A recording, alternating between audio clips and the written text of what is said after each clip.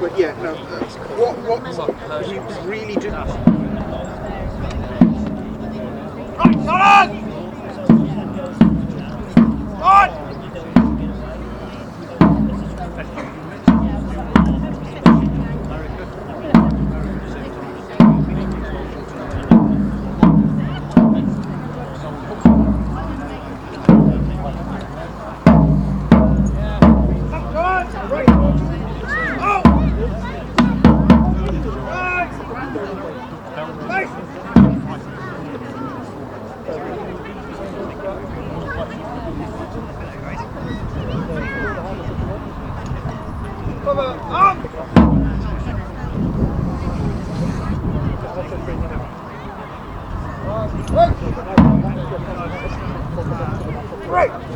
Very authentic. No.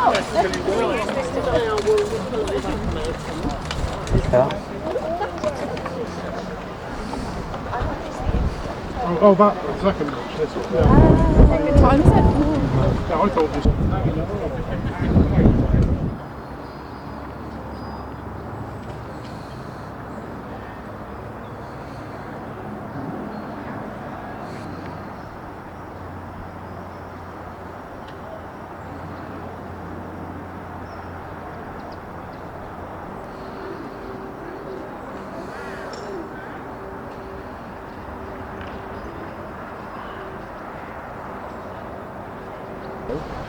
Yeah. In Dublin and surrounding. Right? Yeah. Why do you have a border between Northern Ireland and Scotland? You know, it's one of the other jokes. I know.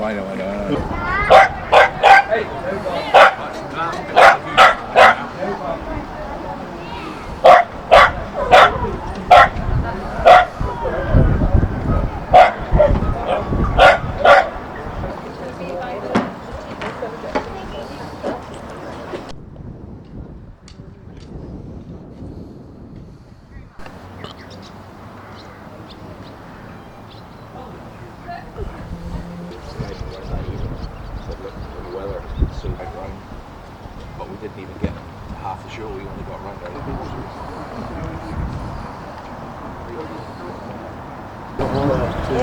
Holding, get the balance and musket there. Yeah, there we go. Hold it in there, and then you can get your powder all, and you pretend you've got powder all, but anyway, you put it in there, close the pan, and he will give all the instructions, he will be saying this is going to do it. Blow off the dust of the pan. Right, cast your piece about, which means to put it around like this. Okay? Right, okay. Then you would put the powder in from one of the bandoliers, which I've got, which is what I did, and you pour the powder in. Yeah, that's it. Yeah. Then you would get the ball. Obviously, we wouldn't really be putting powder in or put the ball in, but you don't necessarily always be. Alright, and then you put the wadding and put it in, and then you will beat it down again. So you take your scouring stick, and Christian will give you all the orders. Pull out your scouring stick, turn round. It depends how closely he gives the orders, it might be every single move you make. Sometimes he doesn't, sometimes he does.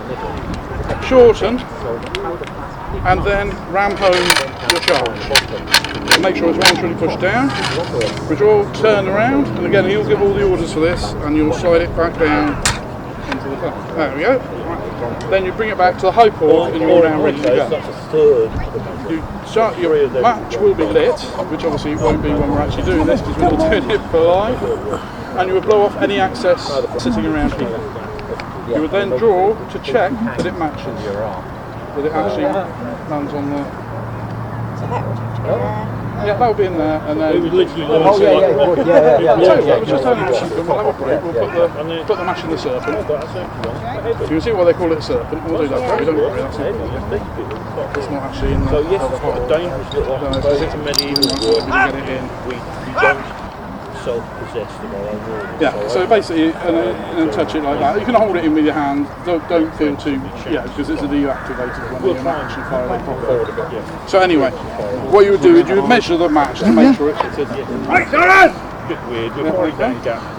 Blow off, make sure there's no excess powder. And then you'll hold...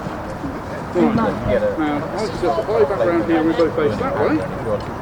You would then pull bring him forward and he will give you the order fire and you go forward. That's it. Then you give fire by pulling the lever up on yours. But there we go. Right. And also you keep the gun up and then you return back to the high forward position waiting for the next one. It may be shoulder your arms, and so you put them on the shoulder. If he says carry your arms at your will, you can carry it whichever way you like. You can carry it like that or like that. But generally, shoulder your arms means it's up there, and that will cover both pikemen and musketeers. He can say shoulder your arms to the whole troops, and we'll all shoulder our arms and be really prepared to march. Can you do those? Just like Captain. Which way round does that go? Point to the front or side? I'd say like this. Molly, go to the other side. Molly, sit on the other side. What do you think, guys? I'm a pirate. Look. I'm captain. And I'm a pirate. You're a pirate, Teddy. Hey, my little. But actually it's not a brilliant design. What happens is a spear point or arrow will be deflected into the eye. And what they do is they drop this with a simple nasal bar, which is what the Northern hidden behind your shield, and you held it above, that's all your enemy can see. If they've got a horn to grab hold of, they're just going to pull it and yank your head. They'll have you on the ground in a second. They do have ear spoons, yes, small, and they usually came on a little set. I haven't got one.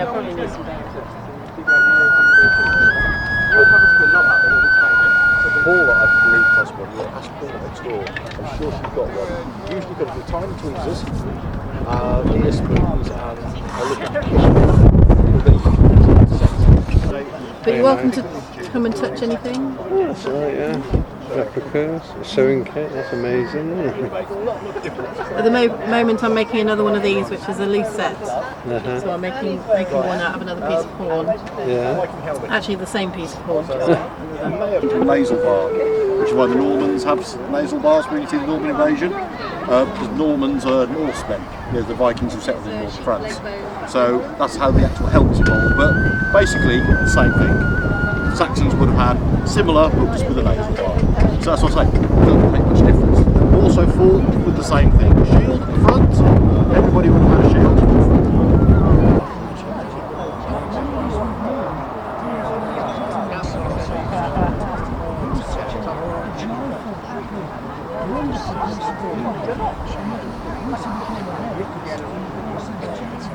As you're going down the steps to the toilet, he's on the right. You want to see the colour of his awning. But I think they do the every. They'll keep you warm. It's cold out here, warming up. Yes, I am warm.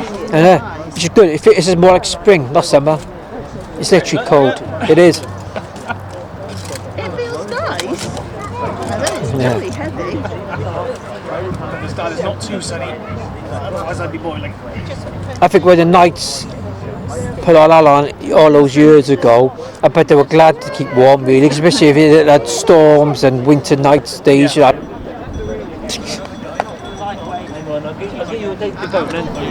if these are too heavy, or if the knot comes undone, or if somebody cuts them, then your pockets will just fall off with everything in them. In fact, they're about to do that, I think. They're heading that way today. I see they do look heavy. They are. But they're great because they're literally wearable handbags. You can fit everything in them, and you can make them to size, or you can wear sort of 4 or 5 if you want. You wear them on the outside, you wear them on the inside. And then what's it, just a hole in the skirts to get Yeah, them? the petticoats are 2 waistbands, and they tie like that, so it literally just folds over. Very cool. But then I have my jacket on, which wraps over. And there's just pins holding it up. Yeah, and pins down the front. Okay. My apron pins on to keep everything clean. Isn't there a chance of getting spiked? Oh yeah. It's just part of life. To be quite honest. Handkerchief around the neck to cover everything up because the stays have the effect of lifting everything up. Believe me, you need it. You really do. Right. Cap over the hair to keep it all out of the way. Outdoors, I really should be wearing a straw hat as well, but I'm not. Well, you would then all the way back. And then we do it all over again. Fire some of this. So yeah, it would be disgusting. Wow. Put a little bit of powder in it, and the movement is called cast bow. What are your names? Ewan? Charles. I'm both married, so I'll show you the logo. So you watch those other lads have a go. Let's see what you guys can do next. Right. So now with a gun like this, come round, boys, come round. We're in a sea battle. We're shooting at the enemy ship. Now with a gun like this, or a cannon, but we call it a gun, you have to work as a team. Now normally you have about 6 people working this, but I'm very lazy and very old, and I can't be bothered. So I'm going to make you do all the work. Is that all right? Joel, if you come and stand around this side for me, and is it Ewan? Ewan, you come and stand around here. Fantastic. Now I'm going to give you different jobs, boys. Right? Remember, there's 6 different. Oh, okay. Yeah, I was wondering actually. So while he's building one, when they go first, they're called head hooks. Okay. Like back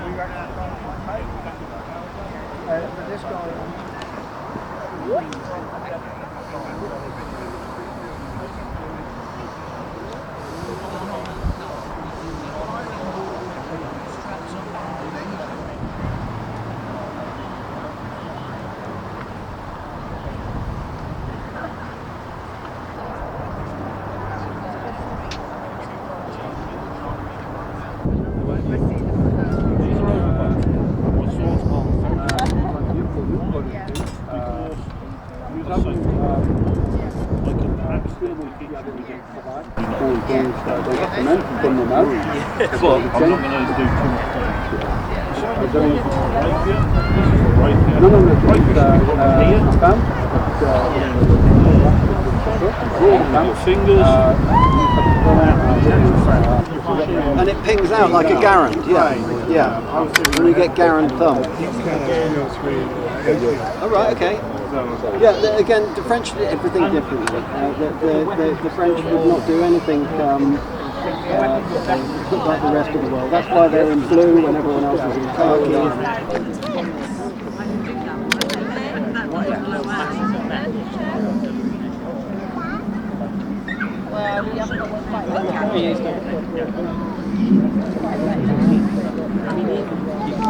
It's getting sunnier now. Pardon?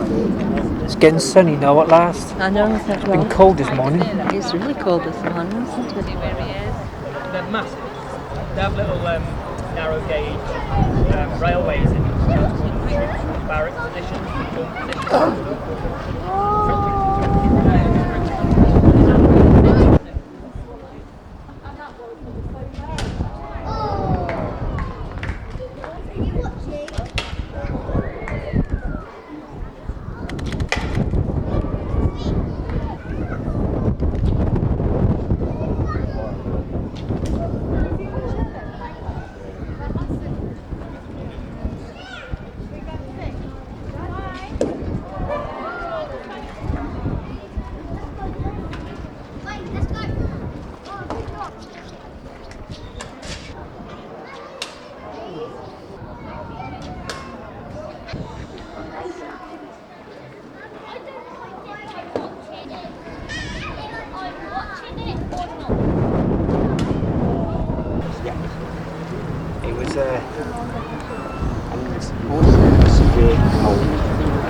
first come on scene, it was blinding heat.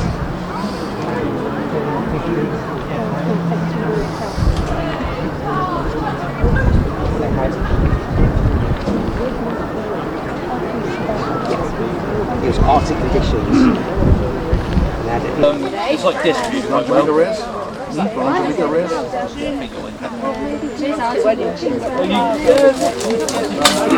You can still do a lot of stuff. Hold anything? Wear the helmet if you want. Huh? You want to wear the helmet? No, I'm not. Sure? Got the roses.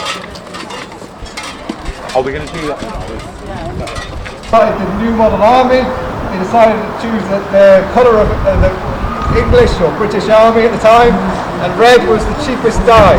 So he went with red. Make! Hey!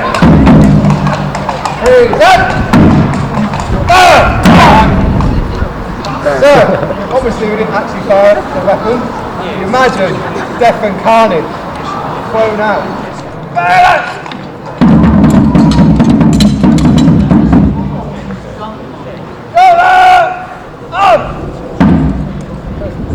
17 inches of triangular steel. This was primarily a weapon of psychological warfare. You had 100,000 soldiers advancing on you towards you, then it wasn't necessarily the point of battle to kill all the enemy, it was necessarily to push them away from the field or move them into a disadvantaged location. On! Up! Right! Charge! Bayonet!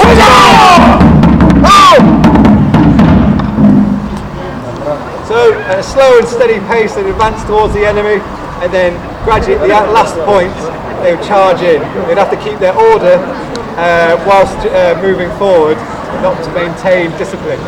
Shoulder, arms! So this is part of what they call fighting in line. The French fought in column. Obviously we've only got 4 soldiers, so it's not really demonstrating much of a line. If you picture, say, 100 soldiers this side and 100 soldiers that side and 3 rows behind them, that's kind of more the numbers you're thinking of. They'd have 2 ranks kneeling like so to defend off from horses, and they'd have the ones behind, the officer in the middle, another protected in this square. The horses couldn't chase off them, they can only go round.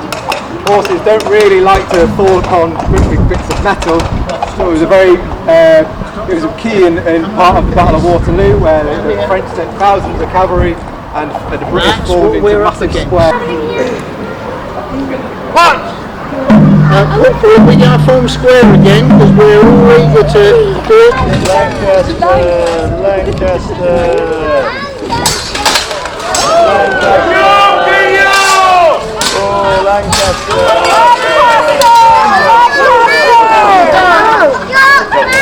Lancaster!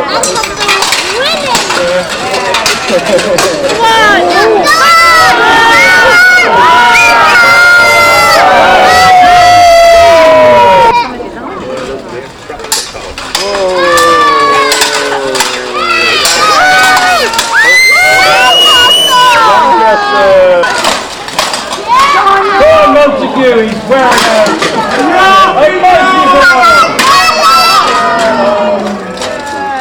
that was for loads of Get it!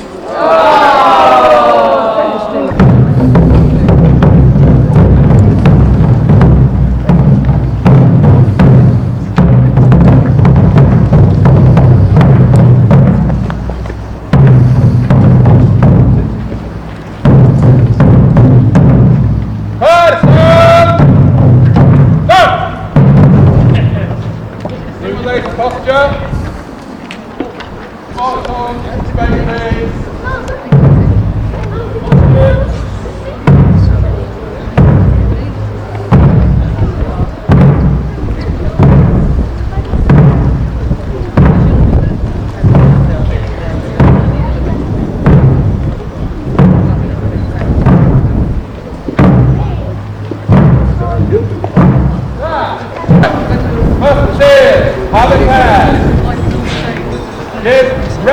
your musket. Just as far as the rest of your musket will show you like this.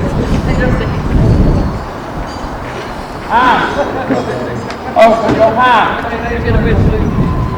Clean out your hand. Handle your charge. And prime your musket. Powder is added to the priming pan, rear end of the barrel. Close your pan. Blow off your loose powder. Cast off your loose powder. Any stray bits of powder you don't want to top the pan, you don't go off.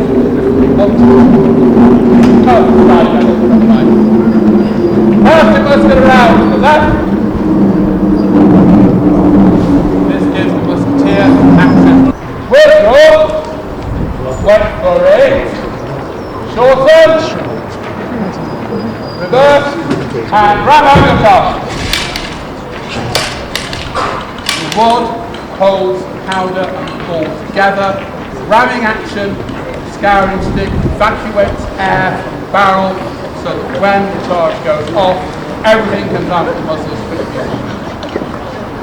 Withdraw your scouring stick. With a reverse. Shorten. Return. Take rest to your muzzle. Musket across the chest, rest position. Turn your thumb. Good.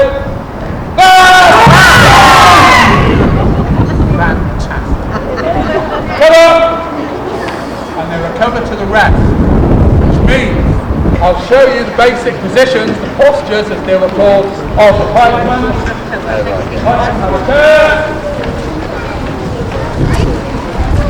To have the pike to order. How they around.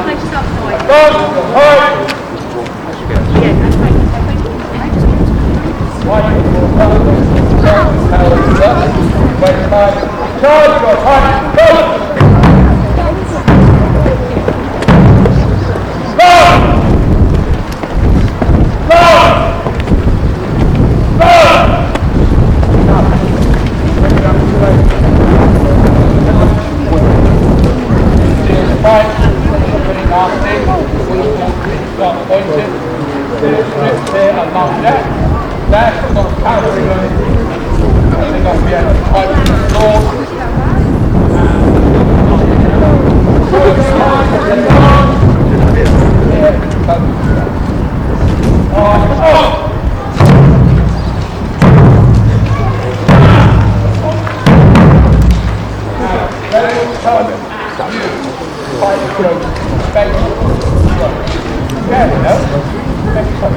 Thank you very much. Big hand clap all here.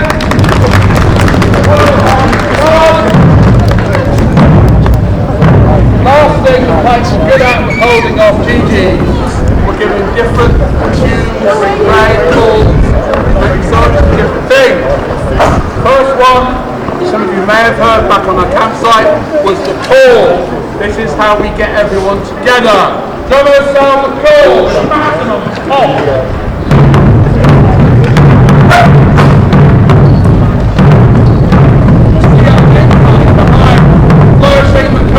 Encouraging the men to come forward and fight with their greatest ardour.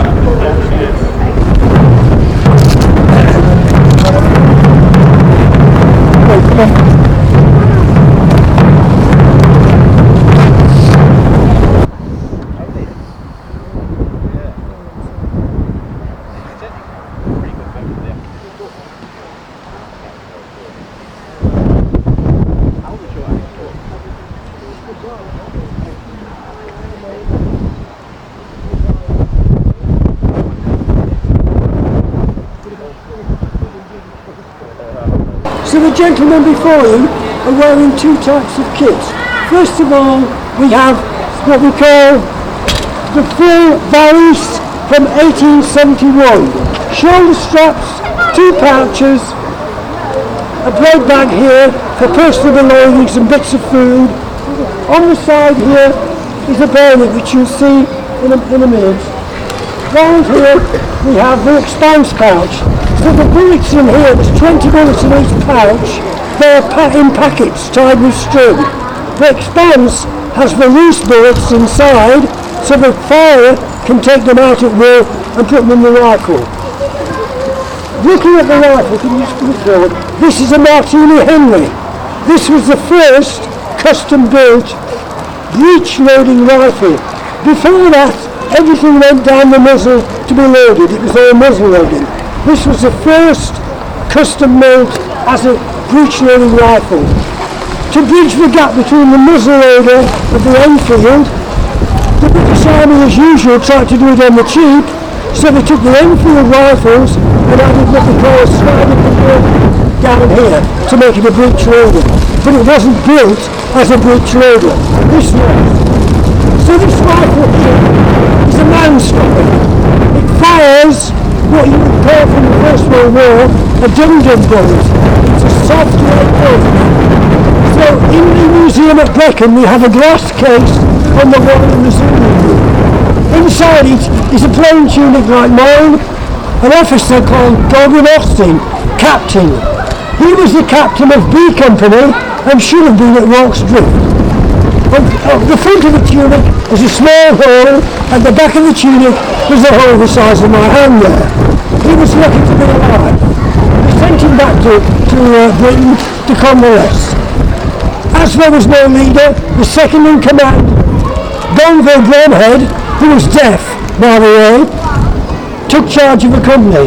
One of the reasons B Company were at Rorke's Drift was because Bromhead was deaf, which meant that he was no good in the line fighting, so they put him on the line of communications. They thought, he's not going to get into trouble, there's going to be no battle, he'll be there, he'll be fine. So he got the post by default and ended up with the Victoria Cross. Section with fixed bayonets, fixed bayonets. So this is the lunger. You can see it's a triangular pattern. Each side of the triangle has a fouling side to allow you to pull it out again so it doesn't stick in the room. Like the rules on the sword, it's the same principle. Shoulder, arms. So bayonet exercises can vary. We'll do a little bit about it now. So, well, you feel that, they're not going to stab them. I hope. Well, you just have to move back way. So round shoulder arms. So, port, arms. Right. Would you like to move just a tad that way? Just so. And then you just stick it in trouble. So, charge! Arms! On guard! Point! Ha! So they point, go back to the guard. High guard! Point! Ha! That's if you've got cavalry. Low guard! Point! Ha! That's if you're on the top of a wall, pointing down at the enemy. I'll just have to move out the way. Right. Right! High! Point! Ha! Left! High! Point! Ha!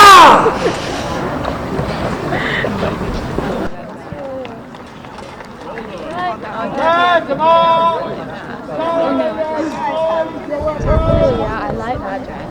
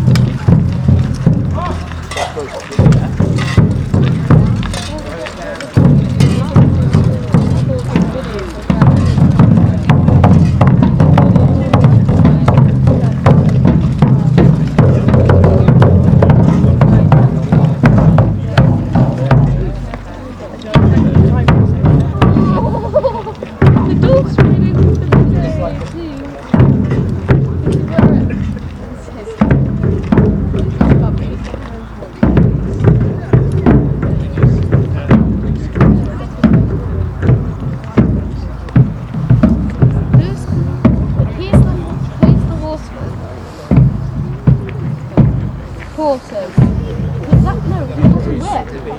It's got a whip.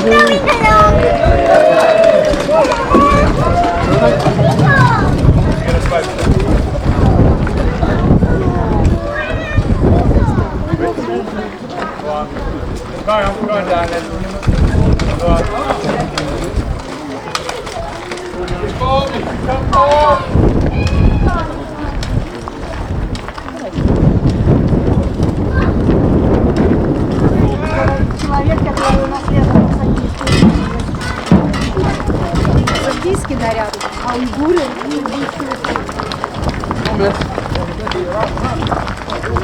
Bottom column, march on!